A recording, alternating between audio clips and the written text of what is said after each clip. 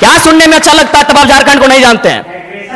Aggression मतलब यही है, कठोर डिसीजन, त्वरित कार्रवाई। आज कार्रवाई किस पे होती है? एक ठेला पे काम करने वाला है, तुरंत कार्रवाई होगी। एक मजदूर है, पुलिस तुरंत कार्रवाई करेगी। आपकी कार्रवाई उस समय काहे नहीं होती है?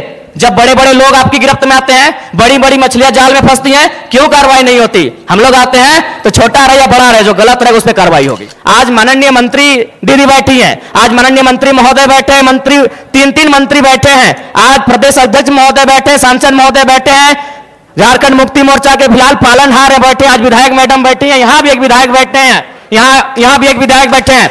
ये लोग तय करें कि इस प्रकार का जुल्म, शोषण, अत्याचार एक आम व्यक्ति पे, यानी जो लोग हाशिए पर हैं, जो लोग निम्न स्तर पे हैं, उनके साथ अन्याय नहीं होगा। जयराम महतो प्रेम की कविताएं लिखेगा, इनकलाब की बातें नहीं करेगा। एग्रेशन का मतलब है कठोर डिसीजन, एग्रेशन का मतलब है कोई दबाव नहीं, एग्रेशन का मतलब है कॉर्पोरेट से कोई भय नहीं, एग्रेशन का मतलब है अमीरों के चंदे से पलना नहीं। एग्रेशन का मतलब होता है निडर होकर, निष्पक्ष होकर झारखंड के मुद्दों पे बात करना, झारखंड के मुद्दों के समाधान करने के लिए प्रयास करना। आंदोलन इस राज्य में रोज होता है। जयराम महतो है क्यों?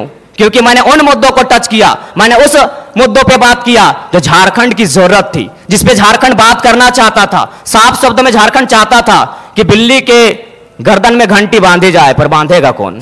यार मैं आक्रामकता की बातें करता हूं, कारण कौन है? रेजिग्नेशन लेटर साइन कराया गया है, कौन देगा उत्तर? भारत देश में 4 स्तंभ है कहने को, न्यायपालिका, कार्यपालिका, विधायिका, पत्रकारिता, कौन रिस्पॉन्सिबल है? आज तक हम 2.5 सालों से भारत के इतिहास में झारखंड की मैं बात कर रहा हूं, बिना बुलाए किसी राजनीतिक दल के अखाड़े में ये भीड़ नहीं होती है। एक ढेला अगर चलाओ तो बता दीजिए, भीड़ को नियंत्रण करने आता है। और ये शौक नहीं है, किसी का शौक नहीं है लड़ाई झगड़ा करना। हर कोई, अरे हम तो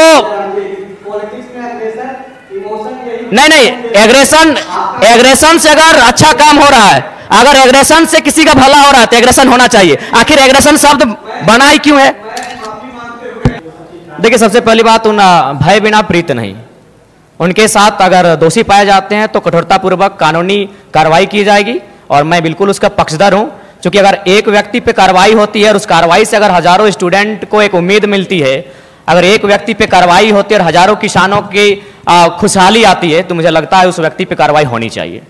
और मैं अपना एक अनुभव बताना चाहूंगा। हालांकि ऐसे मंचों पे जहां एकेडमिक लोग आके सुन रहे हैं, इंटेलेक्चुअल लोग आके सुन रहे हैं, नहीं बोलना चाहिए, लेकिन मुझे मेरा जो कैरेक्टर है वो सबके सामने मैं आपको बताना चाहूंगा। ये बेरमो कठारा की घटना है। वहां एक व्यक्ति का अटेंडेंस रोक दिया जाता है, पंच ब्लॉक कर दिया जाता है, जो नौकरी का प्रावधान होता है कोलियरी में।